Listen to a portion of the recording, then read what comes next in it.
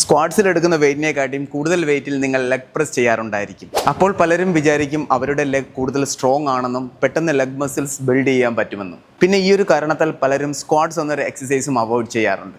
നമുക്ക് നോക്കാം എന്തുകൊണ്ടാണ് നിങ്ങൾ ലെഗ് പ്രസ്സിൽ കൂടുതൽ വെയിറ്റ് എടുക്കുന്നതായിട്ട് നിങ്ങൾക്ക് തോന്നുന്നതെന്ന്. ഫോർ എക്സാമ്പിൾ ആയിട്ട് ഈ ഒരു മെഷീനിൽ 100 kg വെയിറ്റ് ഇട്ട് നിങ്ങൾ എക്സസൈസ് പെർഫോം ചെയ്താൽ നിങ്ങൾക്ക് 70 kg വെയിറ്റ് ആണ് എക്സ്പീരിയൻസ് ആകുന്നത്. കാരണം ഇവിടെ നിങ്ങൾ വെർട്ടിക്കൽ മൂവ് അല്ല ചെയ്യുന്നത്, 45 ഡിഗ്രി ആംഗിളിലാണ് മൂവ് ചെയ്യുന്നത്. നമുക്കൊന്ന് കാൽക്കുലേഷൻ ചെയ്ത് നോക്കാം. ഫോഴ്സ് എന്ന് പറഞ്ഞാൽ എന്താണ്? mg sin θ.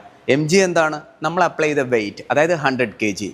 സൈൻ തീറ്റയുടെ വാല്യൂ എത്രയാണ്? സൈൻ തീറ്റ എന്ന് പറഞ്ഞാൽ 0.70 അപ്രോക്സിമേറ്റ്ലി. ഇവിടെ നമ്മൾ കാൽക്കുലേഷൻ ചെയ്തപ്പോൾ നമുക്ക് കിട്ടിയ വെയിറ്റ് 70 kg ആണ്. ഇപ്പോൾ നിങ്ങൾക്ക് മനസ്സിലായോ?